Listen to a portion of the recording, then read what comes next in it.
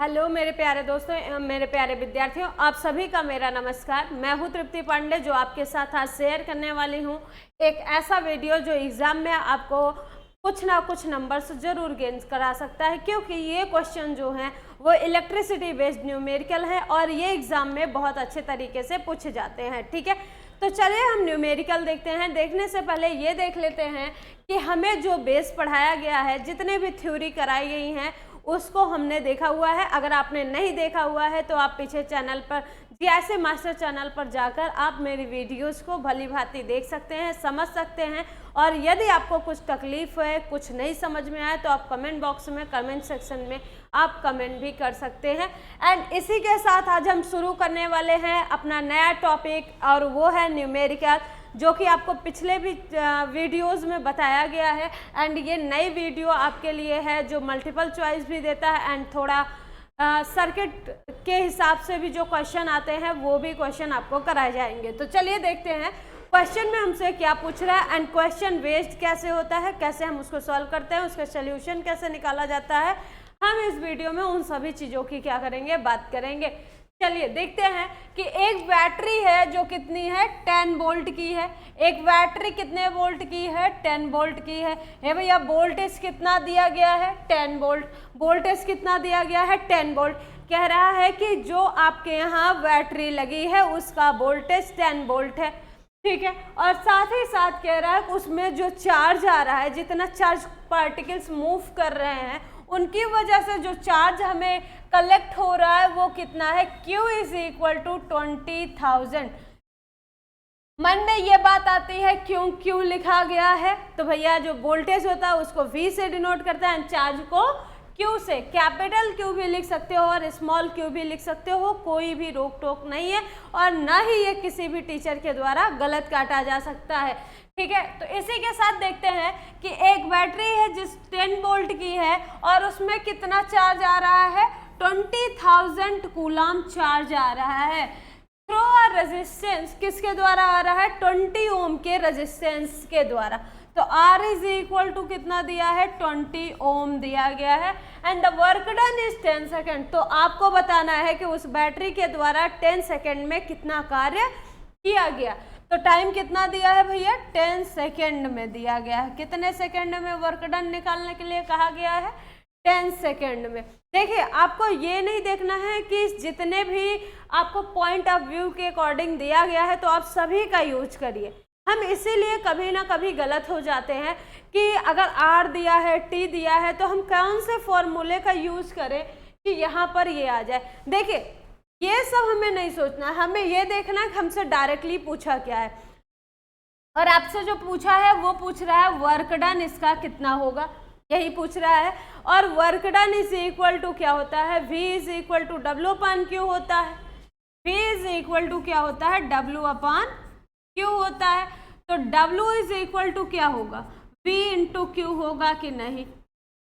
एक तो ये होता है, और दूसरा आप जानते हैं कि वर्क डन का फॉर्मूला होता है W is equal to F into D। तो ये किसके लिए होता है और ये किसके लिए होता है।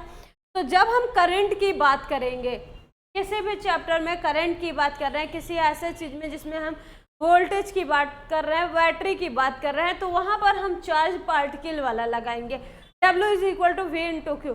लेकिन अगर हम किसी ऑब्जेक्ट को धकेलने का या उस पर फोर्स लगाने की बात कर रहे हैं, उसको one place to other place ले जाने की बात कर रहे हैं, तब वहाँ वर्क डन का फॉर्मूला F इंटू D लगेगा। ये आपका जो है वो जूल के अकॉर्डिंग है, ये भी जूल के अकॉर्डिंग ही है। ठीक है, तो लेकिन आपको जो वर्क डन का फॉर्मूला लगाना है वो चार्ज या करंट के बेस पे लगाना है। आपको किसी भी ऑब्जेक्ट को पुल या पुश करने की वजह से नहीं लगाना, क्योंकि इसमें ऑब्जेक्ट नहीं दिया, इसमें एज अ कंडक्टर कोई भी वायर दिया गया है जिसको वोल्टेज दिया गया है एंड वर्क डन आपसे पूछ रहा है। ठीक है, तो यहाँ पर कंफ्यूज होने की बात नहीं है। तो क्वेश्चन क्या है, आपको निकालना क्या है, W is equal to V into Q निकालना है। तो यहाँ पर W इज इक्वल टू क्या होता है, W इज इक्वल टू और भी क्या होता है। तो देखो, हम एक चीज और कर सकते हैं कि V is equal to IR होता है कि नहीं।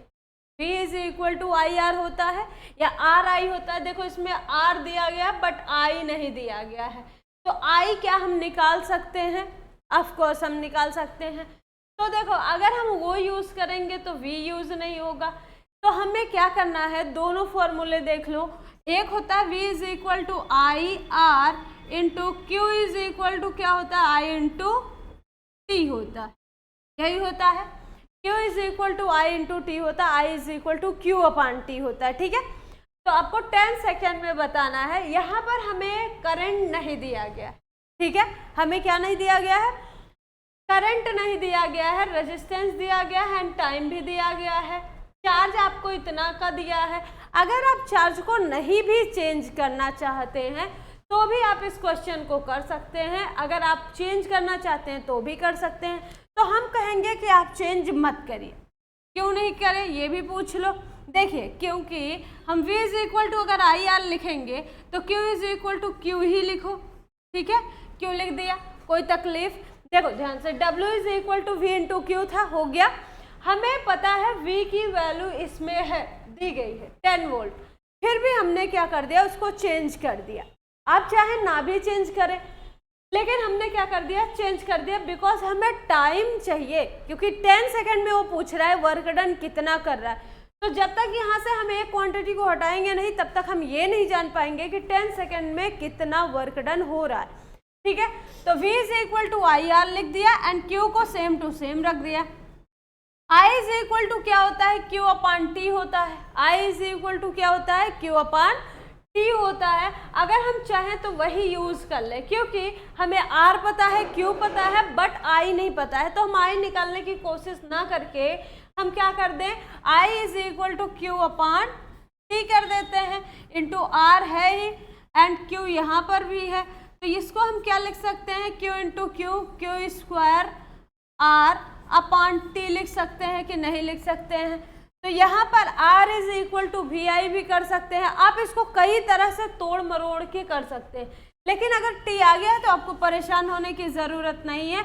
और इसको आप लिखिए कितना है, Q की वैल्यू कितना है 20,000 का स्क्वायर इंटू R की वैल्यू कितनी है 20 अपान T की वैल्यू कितनी है 10 है, कितनी है 10 है, ठीक है। यहाँ से देखिएगा Q की वैल्यू है 20,000, कितनी है 20,000 एंड आपका जो R की वैल्यू है वो 20 है एंड लास्ट में क्या है T की वैल्यू 10 है। तो यहाँ से 10 1 जा 10, 10 2 जा क्या हो गया 20 हो गया।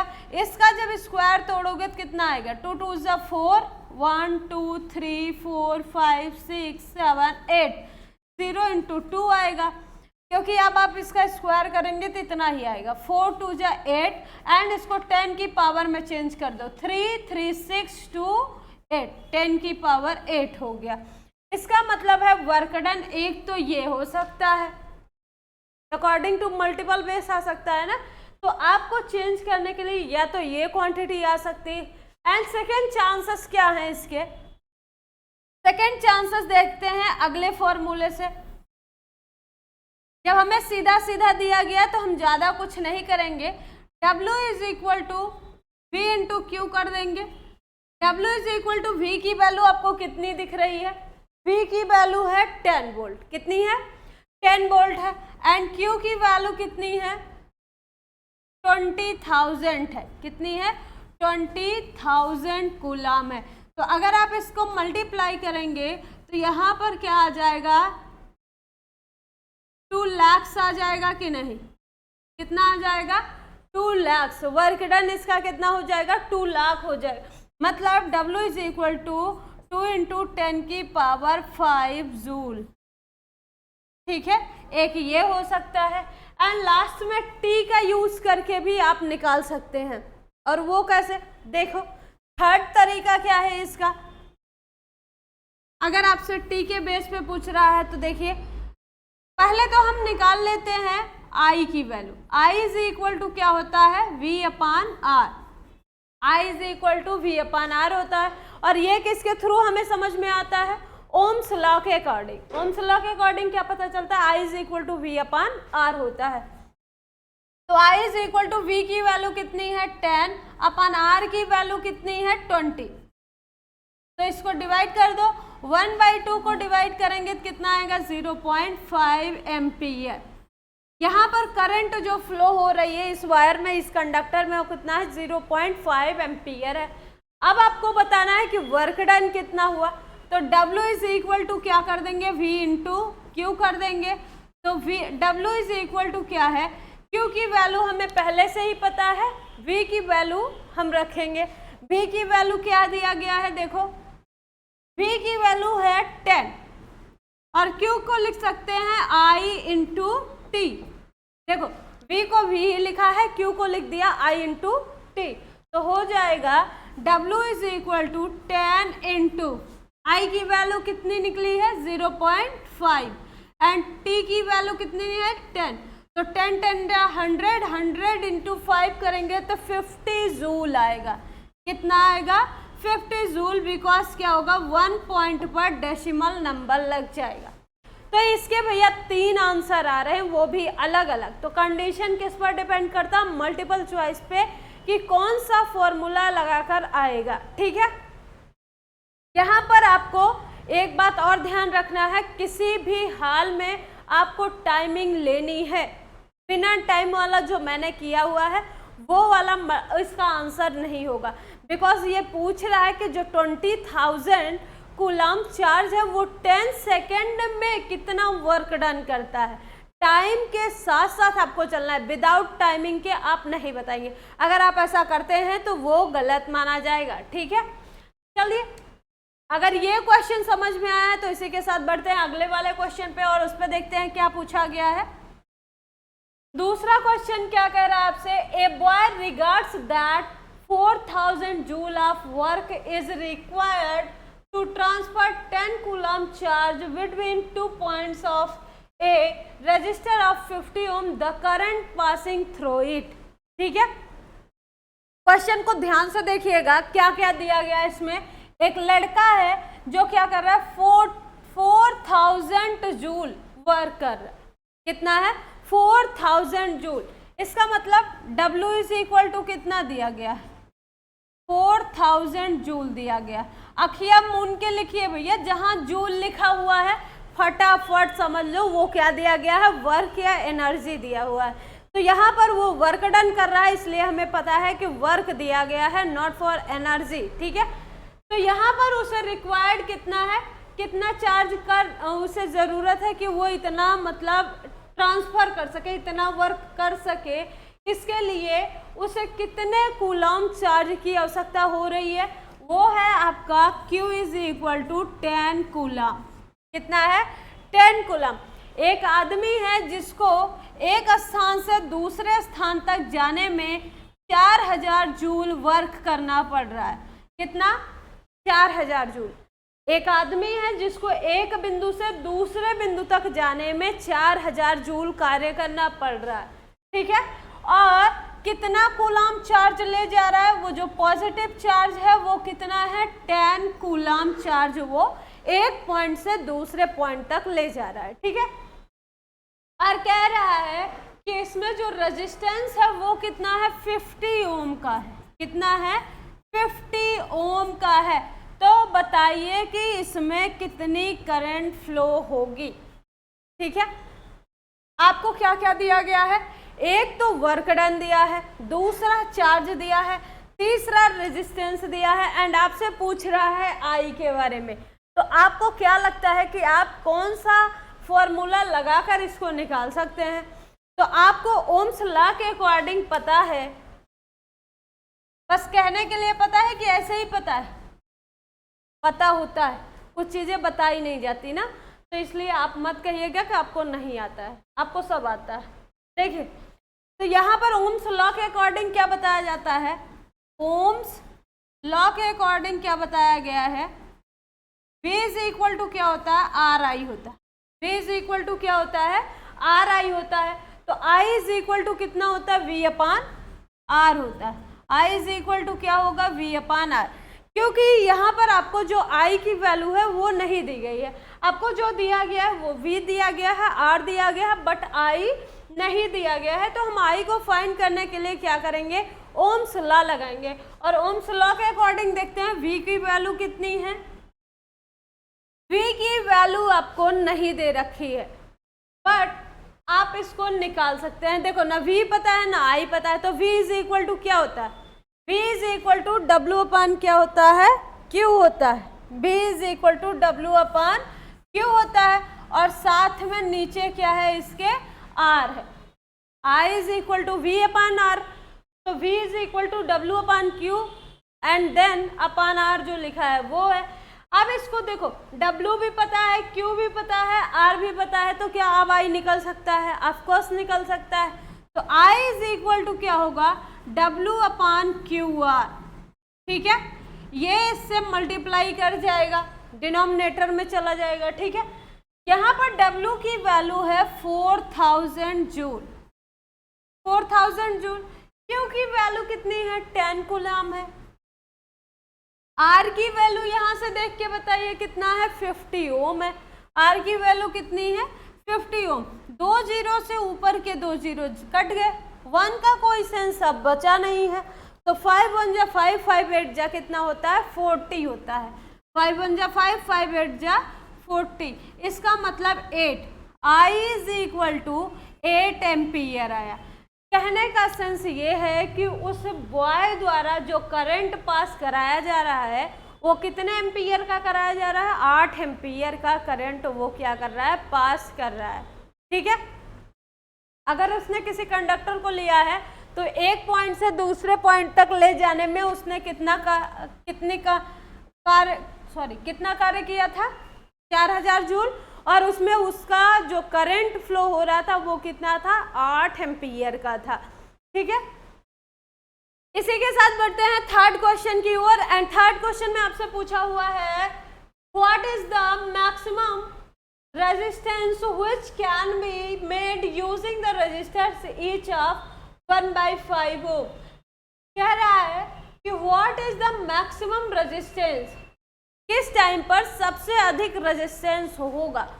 What is the maximum resistance, इसका मैक्सिमम रेजिस्टेंस क्या होगा, सबसे ज्यादा रेजिस्टेंस क्या होगा, which can be made using 5 resistors. अगर इसी की तरह हम 5 रेजिस्टर का यूज करें, अगर ध्यान से सुनो क्वेश्चन को, कि एक ऐसा सर्किट आपको बताना है कि जिसमें 1/5 ओम को कितनी बार जोड़ा जाए, कितनी बार, 5 बार। अगर 5 बार उसने जोड़ा हुआ है तो कौन सा ऐसा जोड़ने का तरीका होता है प्रतिरोध का जिसमें रेजिस्टेंस सबसे हाईएस्ट होती है। ध्यान से फिर से क्वेश्चन पढ़ते हैं, what is the maximum resistance, सबसे अधिक प्रतिरोध क्या होगा यदि 1/5 ओम प्रतिरोध को 5 बार जोड़ा जाता है। तो कौन से ऐसे क्रम में जोड़ा जाए कि सबसे अधिक प्रतिरोध हमें प्राप्त हो सके, ठीक है। तो आपको मैंने पहले ही बताया गया है, मैंने बताया भी है आपको कि किसी भी रेजिस्टेंस को हम 3 प्रकार से ऐड करते हैं, कॉम्बिनेट करते हैं।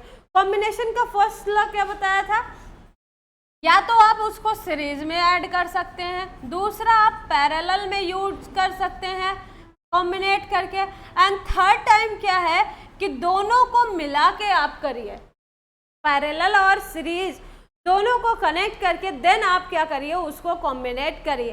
तीसरा तरीका ये हो सकता है, ठीक है।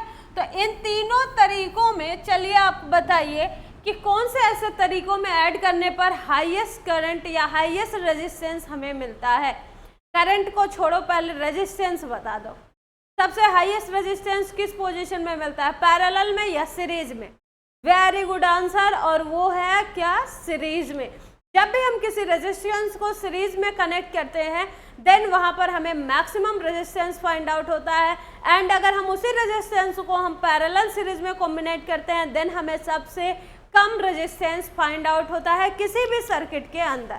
तो चलिए हमें से पूछ क्या रहा है, मेन वर्ड इसमें क्या पूछ रहा है, मैक्सिमम, क्या पूछ रहा है, मैक्सिमम रेजिस्टेंस पूछ रहा है। इसके लिए हम क्या करेंगे, हम मान लेंगे वो पांचों रेजिस्टेंस क्या है, सॉल्यूशन देखिएगा, मानेंगे रेजिस्टेंस 1 दिया गया है आपको, क्या है R1 मान लेंगे, R2, R3, R4 and R5, because इसमें 5 रेजिस्टेंस है। कितने रेजिस्टेंस है? 5 रेजिस्टेंस है, और सभी कितने ओम के हैं? 1/5 ओम के हैं। कितने के हैं? 1/5 ओम के। और कह रहा है कि इसको ऐसे जोड़िए कि ये सबसे अधिक प्रतिरोध को दे, मैक्सिमम रेजिस्टेंस को दे। तो यहां पर आप क्या करिए, सभी को सीरीज में ऐड करिए। तो सीरीज का फॉर्मूला, बाय सीरीज फॉर्मूला लिखिए, बाय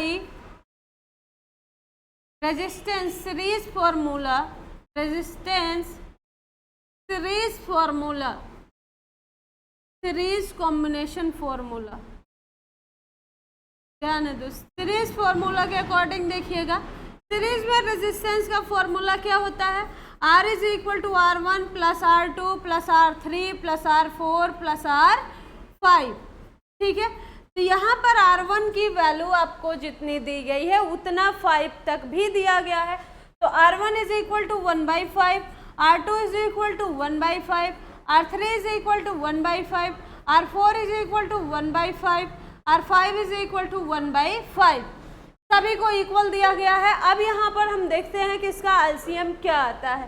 तो सभी के एलसीएम एक जैसे हैं, सभी के डिनोमिनेटर एक जैसे हैं, इसलिए एलसीएम कितना आएगा? 5। एंड ऊपर की सभी क्वांटिटीज क्या हो जाएंगी? सभी डिजिट्स ऐड हो जाएंगे, 1 + 1 + 1 + 1 + 1, एंड इसको ऐड करेंगे तो 5/5 आएगा, एंड ये इक्वल टू 1 के इक्वल हो जाएगा। तो हमें पता है कि वो जो टोटल रेजिस्टेंस आया मैक्सिमम वाला वो कितना था? 1 ओम का था। इसका मतलब है कि जब हमने क्या किया, प्रतिरोधों को किस क्रम में जोड़ा? सीरीज में। किसमें? सीरीज में ऐड किया, देन हमें सबसे मैक्सिमम रेजिस्टेंस फाइंड आउट हुआ है। ठीक है, तो यहाँ पर ये भी आपका क्या हो चुका है? सॉल्व हो चुका है। यहाँ पर जो टोटल रेजिस्टेंस, मैक्सिमम रेजिस्टेंस है वो कितना है? 1 ओम है। ठीक है, आगे वाले क्वेश्चन पे बढ़ते हैं कि अगला क्वेश्चन हमसे क्या कहता है।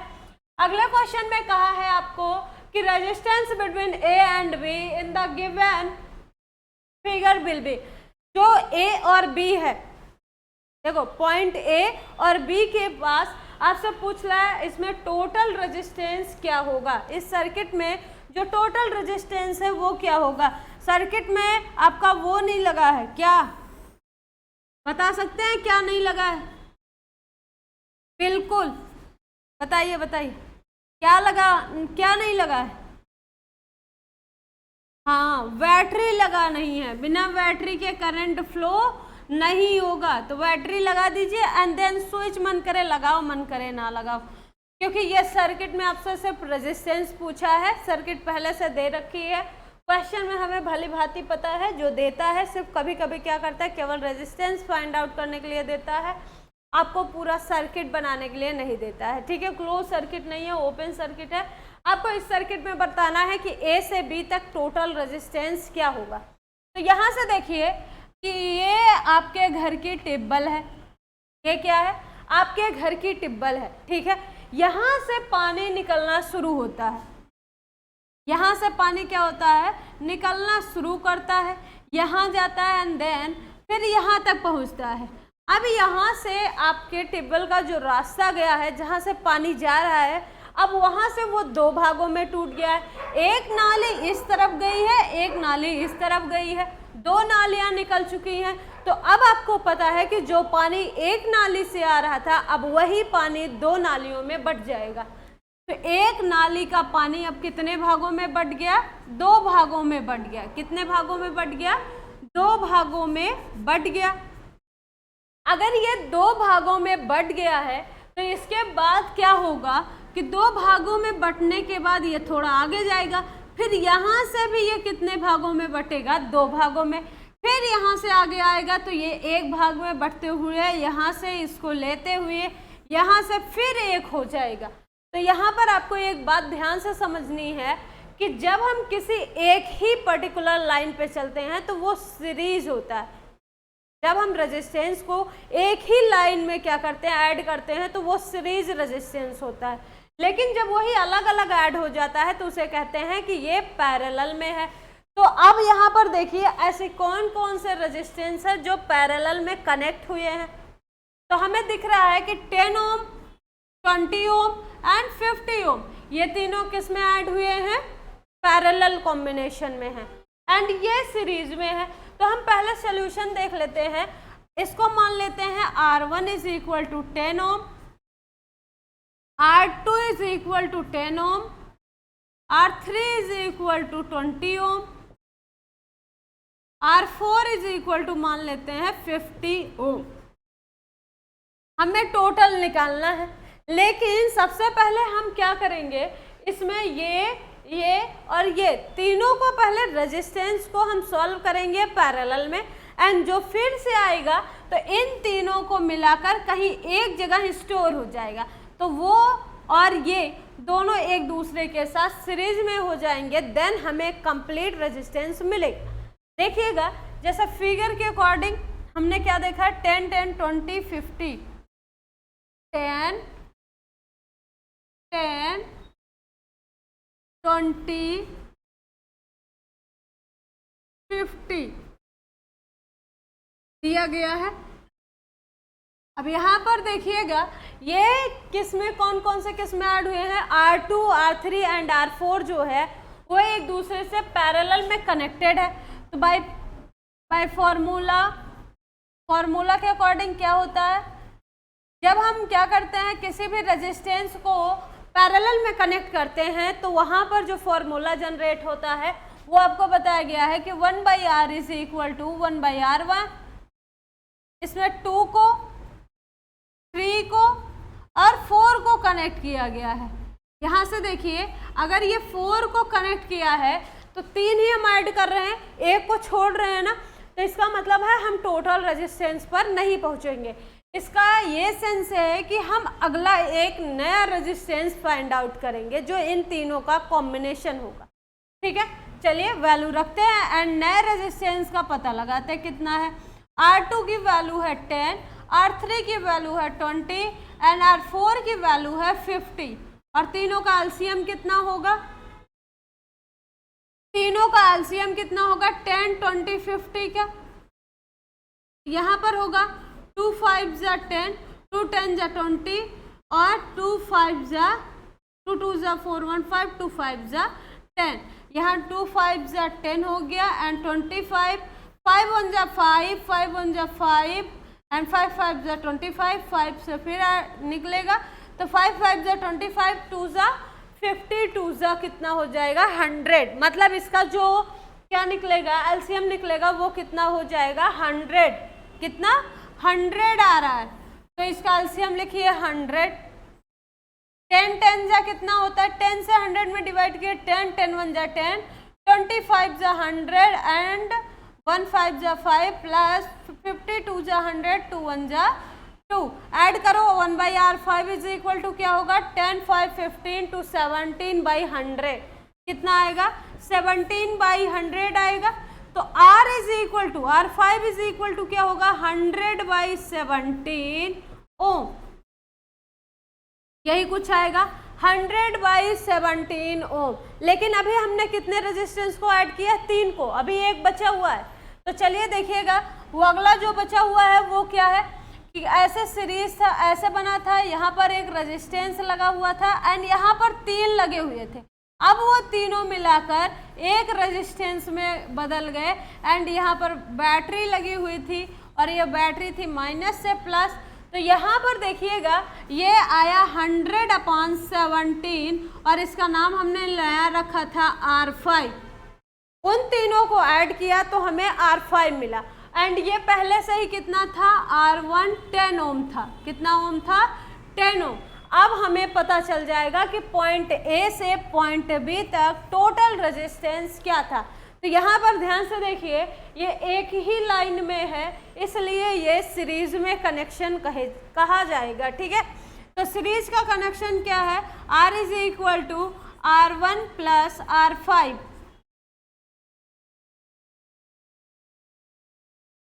R1 की वैल्यू कितनी है 10 प्लस 100 बाई कितना हो जाएगा 17 ऐड करिए इसको, कितना आएगा 100/17 में दोनों का एलसीएम कितना आएगा 17, दोनों का एलसीएम कितना आएगा 17 आएगा। तो यहाँ 17 17 10 जा 170 प्लस 100, यहाँ पर कितना आ जाएगा 270/17। अब डिवाइड कर दो या फिर ऐसे ही छोड़ दो। तो डिवाइड करेंगे तो कितना आएगा, डिवाइड करके देख लीजिए 270 है, 1 बार जाएगा 17 0 1,